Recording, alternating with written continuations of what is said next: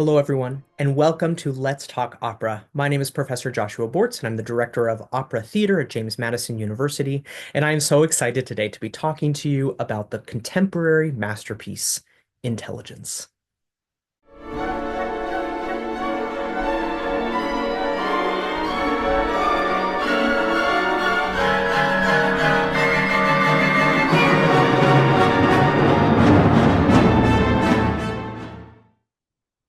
Intelligence is a contemporary opera that only premiered in 2023 with a score by Jake Heggie and a libretto by Gene Scheer.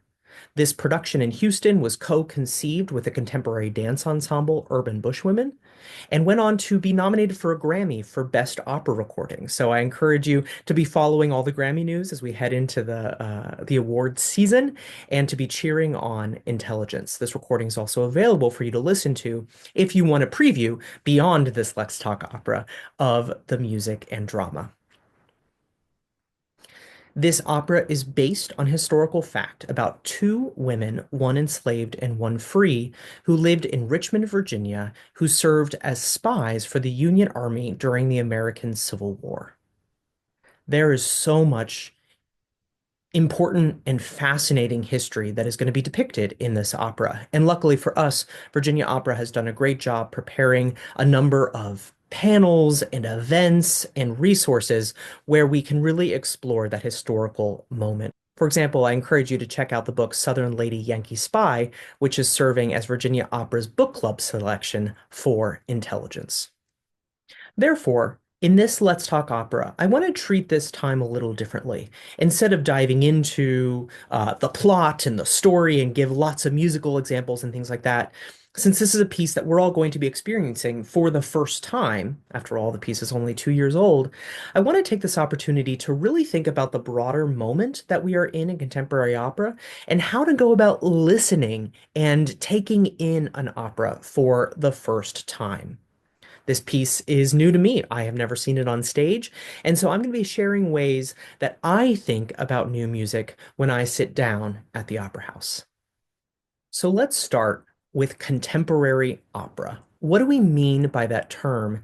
And how is that different from modern opera? While, of course, the two words are synonyms, when it comes to opera, often when we talk about modern opera, we're talking about modernism. We're talking about works at the beginning of the 20th century and works that tended to be provocative, works that tended to push limits, push buttons. This is your most thorny music here at the early 20th century. And the important thing to know about these modern works, modernist works, is that they're now well over 100 years old. These are not pieces that are written now. These are pieces with his same historical distance as the operas of Puccini. And I think that's an important distinction to think about. So when we are talking about contemporary opera, we're talking about a different style of opera. We're talking about works that are composed after the year 2000. So really, roughly a 25, 26 year history of opera, of which Intelligence and the works of Jake Heggie and Gene Scheer are absolutely a part of. So, what can we say about these works? What can we say about our own contemporary moment? And how is that different from works of the 20th century? Well, the first thing I want to say about it is that these works are incredibly diverse. They are diverse in the soundscapes that they bring in. You're going to hear across the wider contemporary style. You're going to hear Western classical music, of course, but you're also going to hear jazz. You're going to hear possibly some rock, maybe some electronic music. You're going to hear indigenous music. You're going to hear different singing styles. All of this is accepted in the contemporary operatic space. You're not going to hear those influences necessarily in Intelligence, but I think it is worth mentioning that the one thing that we can say about operas written right now is that there's very little we can say about operas written right now. Each piece is so different. Each composer, each librettist, each director comes to this art form with a different lens, and that lens is being celebrated. And so every contemporary opera sounds very different from the one that is happening right next to it. And I think that's really important as we go into experiencing Intelligence for the first time. The most important thing about contemporary opera is that you have an open mind and that you have open ears and you are receptive to what artists have to say. Additionally, these operas tend to be written with the audience in mind. I have seen a lot of contemporary opera. It's one of my favorite genres of the operatic repertoire, and I love seeing what artists are making right now. And I am always kind of bowled over by the beauty of the music in these pieces, whether it's pieces that Virginia Opera has done, such as Greg Spears' Fellow Travelers, Sanctuary Road, Loving versus Virginia last spring. We are in a moment where a diversity of musical experience and musical style is being matched with a neo-romanticism, with a new love for melody and for accessibility without watering down the intellectual nature of the music that is being produced. And finally, contemporary opera is really leaning into opera as the ultimate art, the ultimate coming together of every different kind of art to express itself and to tell its story. In the case of Intelligence, be on the lookout for the integration of dance throughout this piece. In the case of other operas, you'll see integrations of film or projections. You'll see integration of various technologies and other styles of theater used across the global sphere. And what's really exciting about all of this is that these are pieces that are proving to be popular, pieces that are bringing in not only new audiences, but exciting audiences who've been around opera for a while. These are contemporary stories, even if they're grounded in history and in events of the past, such as Intelligence, that are using our music to reach our moment. So whenever you sit down to experience a contemporary opera, here are some things that you should keep on the front of your mind. First, you're going to hear some beautiful music. Secondly, you're going to hear a diversity of musical style throughout. You won't hear every single style in every opera, but these are tools that are available to composers in our contemporary space. You're going to hear stories that are going to be pulling from history and a variety of influences and a variety of media. And speaking of media, you're going to see an all-encompassing experience that is going to bring in a lot more art forms than just theater and music. In the case of Intelligence, dance. And finally, you're going to hear something that's new. You're going to hear something that is being written for our moment. Does that mean that every contemporary opera is a masterpiece? No. There are many operas by Verdi that we don't perform because the masterpieces have kind of risen to the top. And whenever we are experiencing new work, we are the first audience to experience this. And it's up to us to decide what is going to move forward. And I think that responsibility and I think that thrill is one of the things that draws me to this exciting genre and to exciting moment in opera history. Composer Jake Heggie and librettist Gene Scheer have been on the forefront of this contemporary opera movement. By the way, this is a real renaissance. There have been more world premieres in the past 25 or so years than the previous 75, taking us back to the time of Puccini, which is kind of crazy when you think about it. The contemporary opera renaissance really got going around the year 2000 when Jake Heggie had his first big hit and his first great masterpiece, the grand opera Dead Man Walking, based on the memoir of Sister Helen Prejean about a nun following a convicted criminal through his walk on death row, exploring issues of forgiveness, justice, mercy, and how we empathize with one another. This opera quickly took the operatic world by storm. It most recently had its Metropolitan Opera premiere just a couple of years ago, well after establishing itself as a cornerstone of this repertoire. And with its beautiful, accessible, and diverse musical score and its searing drama with a libretto by Terrence McNally, Dead Man Walking kind of showed that there was a new way to write opera for a contemporary audience and for contemporary spaces. With Gene Scheer, the two artists have collaborated on really successful operas such as Moby Dick, the adaptation of the Herman Melville epic, It's a Wonderful Life, which is a wonderful, wonderful work. And both together and individually, these artists have worked on pieces both on a grand scale and a small chamber setting. For example, Jake Heggie wrote Three Decembers, a piece that was produced a couple years ago by Virginia Opera, which is very different from Intelligence. Jake Heggie has also written works that are comic, works that are searingly tragic, in pieces that kind of occupy a middle space. He's an artist who is not afraid of different kinds of stories and of playing with different musical influences and soundscapes, but always couched within this idea that music can be beautiful. The idea that audiences should be invited into listening to scores and not pushed away by them. Jake Heggie studied with the composer who's regarded as one of the kind of godfathers or grandfathers, if you will, of contemporary American opera, Carlisle Floyd, whose works such as Susanna and Of Mice and Men are being celebrated due to a centennial celebration of the birth of Carlisle Floyd. And it's these influences and it's this American sound and this accessibility that is at the heart of Jake Heggie's art.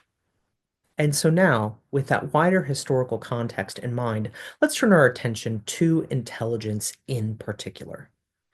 The two women who are at the center of this opera are the historical characters of Elizabeth Van Loo and Mary Jane Bowser. And in the opera, we have a third woman who is in the center of this piece. Her name is Lucinda, and she's going to be a mysterious force throughout much of the piece, with the climax of the opera revolving around her. Because one of the things that I want you to know right off the bat is the title Intelligence is multifaceted and is a brilliant title for this piece. This is not only a work about spies during the Civil War, this is not only a work about getting intelligence from one side of a war zone to another. No, this is also a work about who knows what and how the intelligence that we have and how we withhold that shapes the lives of others. This idea of intelligence is explored almost like a prism in a variety of ways throughout the opera. And I want you to be aware of all the different ways that the word intelligence is utilized throughout this piece. So now let's talk about some tools that we can use when we are approaching a brand new opera for the first time, a work where there aren't tons of recordings, where there's not a lot of history or tradition surrounding them, and how we can most enjoy our time in the opera house with something that is unfamiliar with almost all of us. So I want to start out with the libretto. The libretto refers to not only the words that the singers sing, but also the dramatic structure. What's going to happen in each scene? How is our story going to progress from a beginning to a middle to an end? What is going to be revealed? All of these things are the purview of the librettist. So I want you to think about that as you are taking in this opera, is that Gene Scheer, in collaboration with Jake Heggie, directors, and other collaborators. Remember, theater and opera is a very collaborative art form. But Gene Scheer is helping to lead the entire dramatic outline. It's not just the poetry and prose, it is how this story is put together.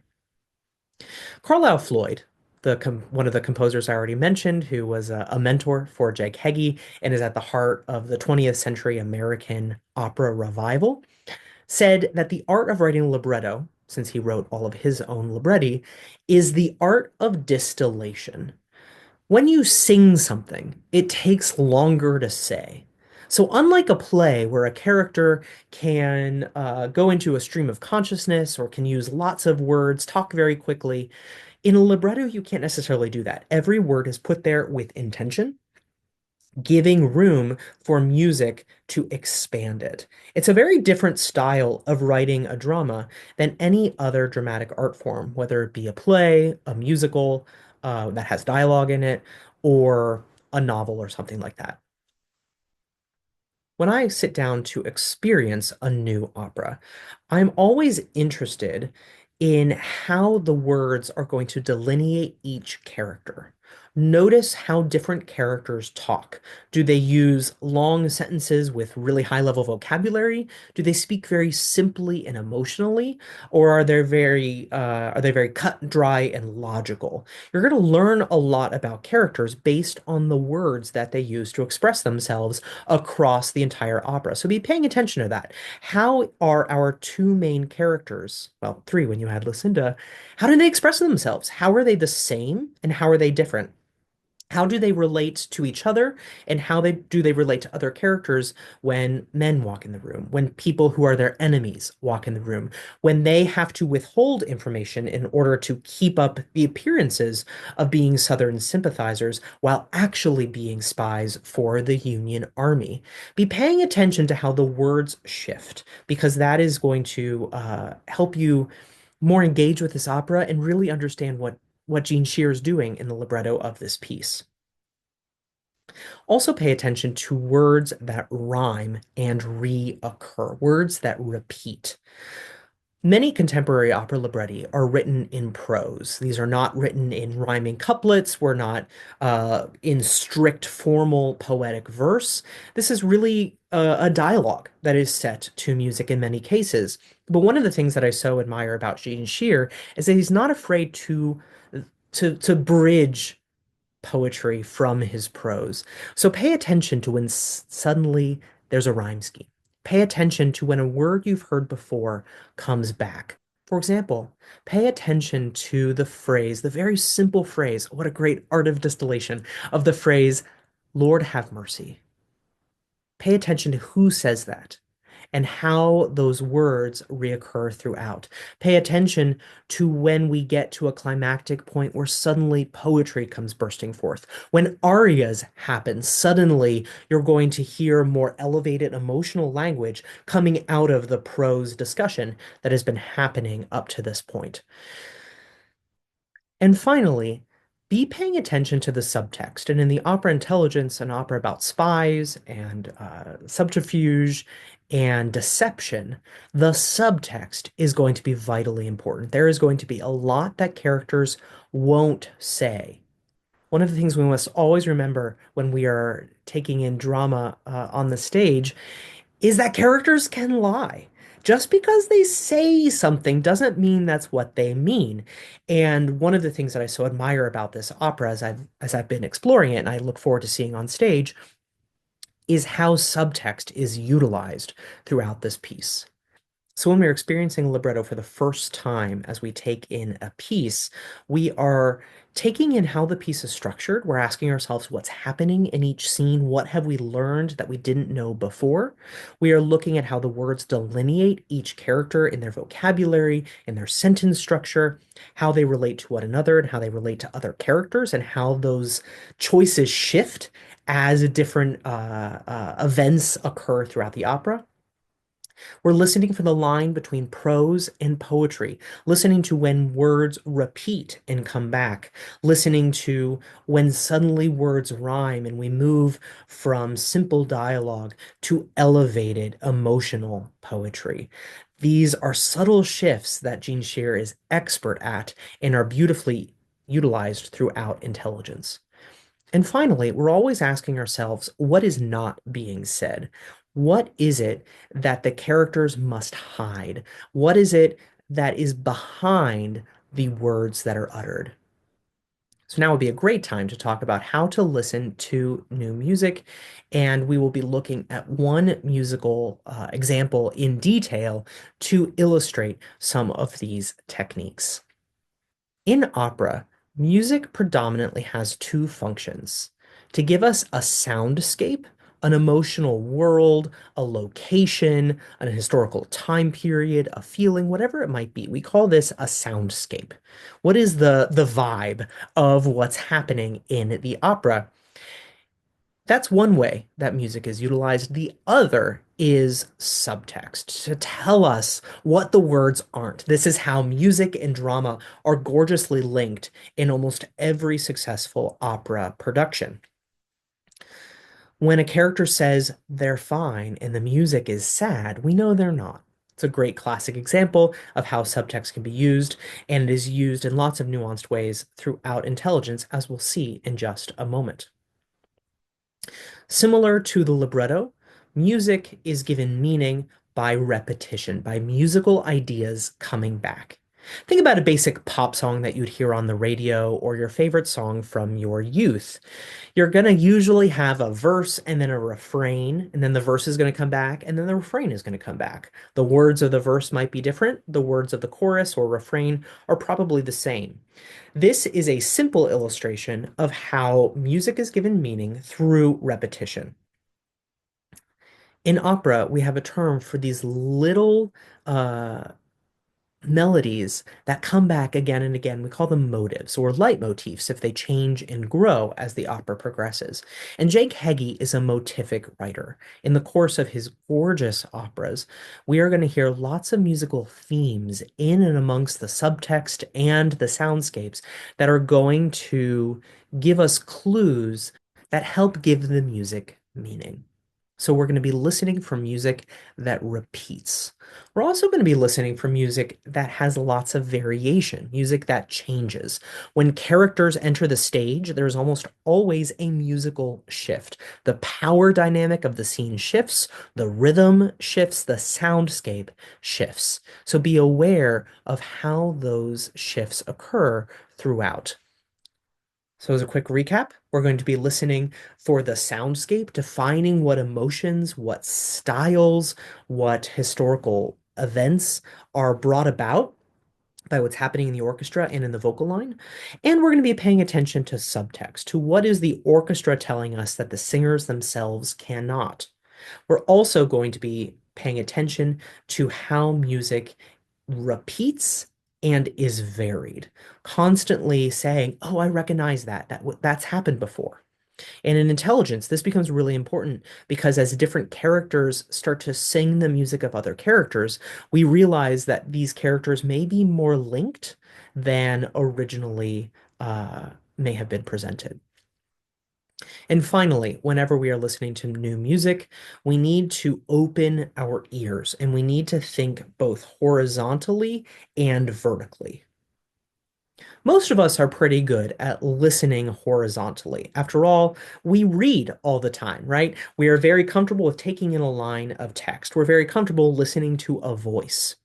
What we're not necessarily as good at is listening vertically, listening to all of the different lines in the orchestra, listening down and saying and asking, can I hear the bass? Am I listening through the texture? And if you are able to do that, and it's a skill that you have to practice, and opera is a great way to practice it, so much more enjoyment of music will be made available to you. So I encourage you, as you are listening to intelligence, to not just listen to the vocal line and the words that they are saying, but listen vertically. Listen down and through the orchestra, and you will get so much more out of this artistic experience. So now, let's take a look at the very beginning of the opera and see if we can now put some of these tools that we've learned to use.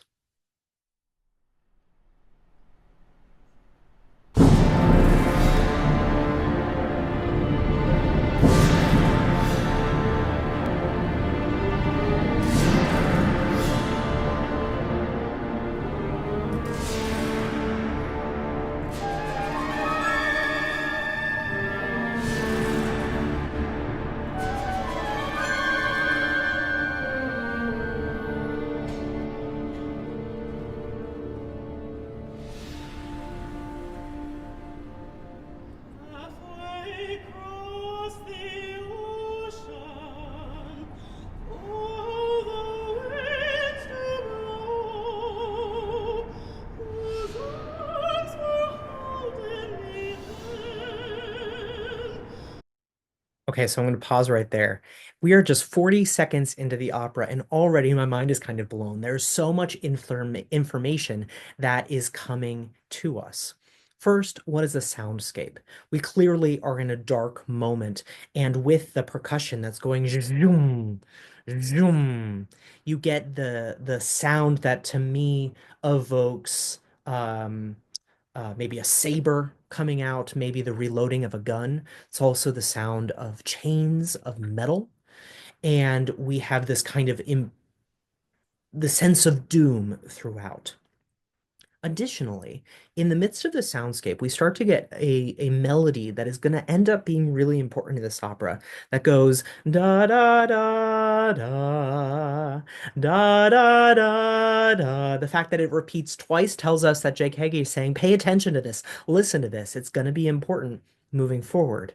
And interestingly, it is going to be the melody of Lord Have Mercy, that poetic idea that I mentioned while discussing the libretto, that is going to be the music that is given to that text, which is then going to be at the heart of this entire opera. Already in the first 40 seconds, Jake Heggie has taught us how we're going to listen to what follows.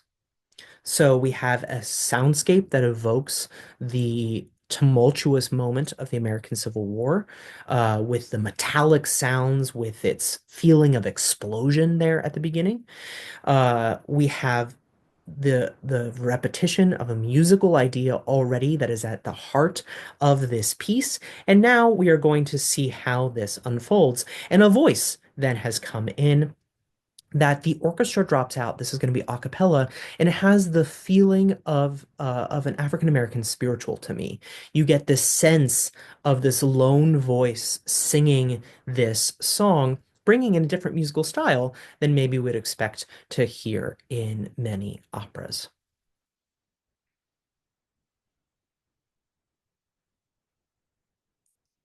Let's listen to this one more time, keeping these ideas in mind.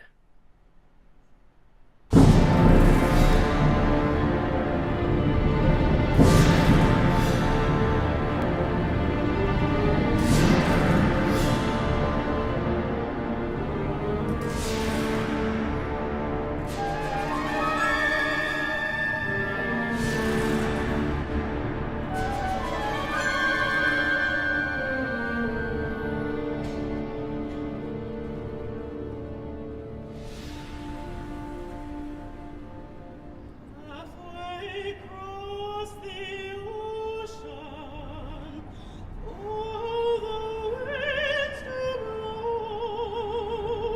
whose arms were holding me then, whose arms were letting me go. Have mercy, have mercy, O Lord, have mercy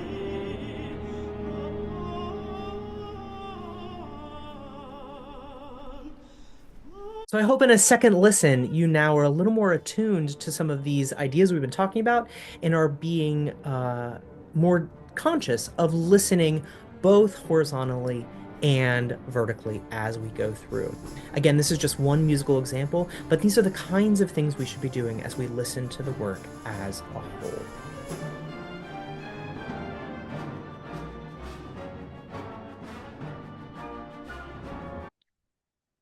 Take another look at a musical example where we're going to be introduced to two more motivic ideas throughout. This is another example that doesn't have any singing in it because I want you to practice listening to the orchestral music, listening down and through, focusing on that vertical listening.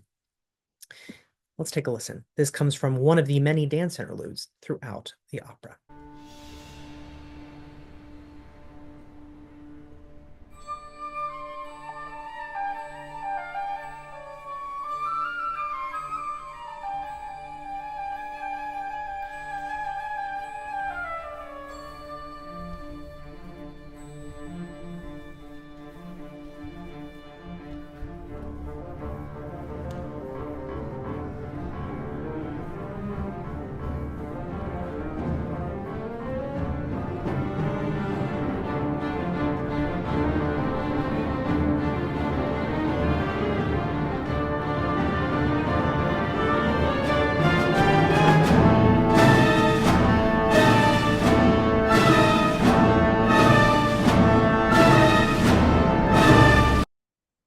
Two things immediately stick out based on the ideas that Jake Heggie repeats. First, we have this rhythm, bum bum bum bum bum bum bum bum bum. mixed with this kind of circular melody of dun da da dun dun da da dun dun da da da da da da da da da da dun da da. It kind of creates a soundscape of spies, of kind of sneaking around, of subterfuge. But additionally, it has this kind of circular dance, this idea of round, which is going to come up again and again throughout the opera. This sense of moving forward towards truth, towards intelligence, towards disaster. It also has the feeling almost of fire spreading across a field or up a tree or something like that. Pay attention to those ideas because those are also going to be themes throughout. I'm throwing a lot at you in terms of what this music could mean because the fact of the matter is that it's music. It doesn't mean one thing, it means many. It's why we sing. It's why we write music, is because text alone is not enough. And so by paying attention to how that rhythm is used coming out of the great aria moment that we have here in the first act, and how this rhythm propels us forward, we have yet another small example of how repetition and variation are put together like the pieces of a quilt in order to create a larger work of art. And finally, here is a clip that does have some singing in it that incorporates some of the motives that we've already listened to, but varied in such a way that if you're not really paying attention to it, you may not intellectually be aware that that's what's happening, but emotionally, it feels inevitable. This comes from the end of the second act, and we get this incredible distilled text. There's that idea of listening to a libretto once again from Gene Scheer that is I will be chained to you forever, excuse me.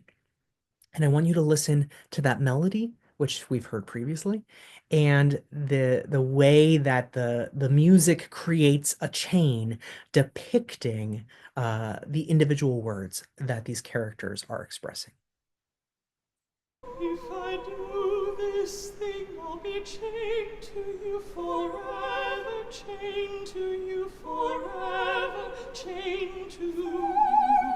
If I do this thing, I'll be chained to you forever, chained to you forever, to you. So goodbye. What's gonna happen, Travis?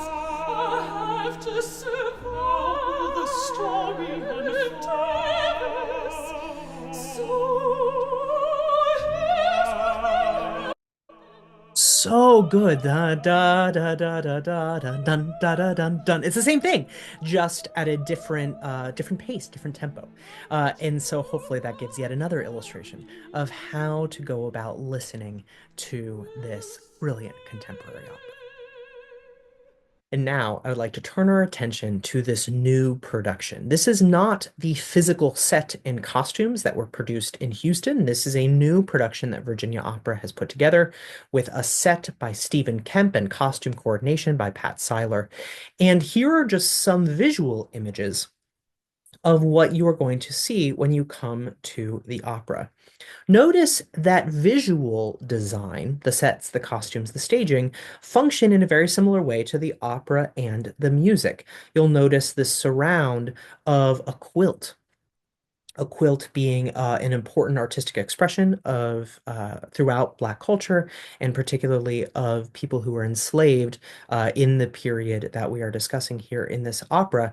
And so all of these vertical and diagonal cuts that you find in quilting are going to be at the heart of the visual language. We are seeing this through the lens of the Black characters throughout this opera, presenting a kind of visual motif, just as we have musical ones. Just as we have the musical expression of the spiritual, we have the visual expression of the quilt.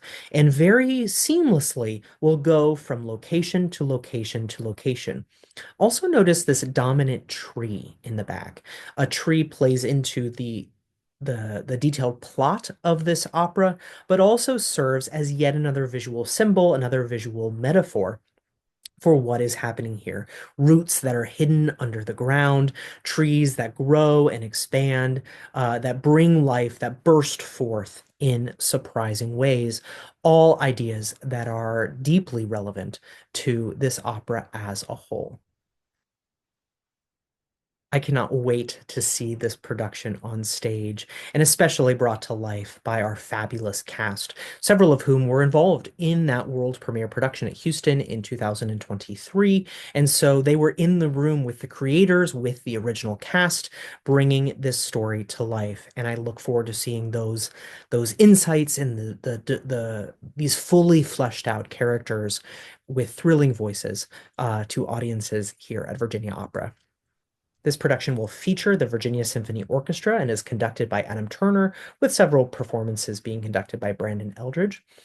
Kyle Lang is directing this production, a Virginia Opera favorite, who most recently directed our productions of Carmen, Pirates of Penzance, Don Giovanni, and others, and is pivotally choreographed by Christine Wyatt. Again, dance and the uh, expression of Black history through dance, and by those who don't necessarily sing, are vital to this piece. And I can't wait to see how that is integrated into the wider plot and into the wider emotional world that we will be living in throughout this opera. So, in our time together, we've covered, I think, a lot of ground, leaving space for you to explore the history through books and through events and through various things. But I hope by talking about where we are in contemporary opera, the origins of this particular piece, how we should go about listening to and taking in a libretto and a score, and a little bit about the production itself will give you the information and the confidence that you need to lean in to this experience and to get as much meaning, to get as much enjoyment, and to get as much out of your opera experience. If you have any questions, please let us know by commenting on the various chats wherever you are seeing this video, and I cannot wait to see you at the opera. Thank you so much and enjoy the show.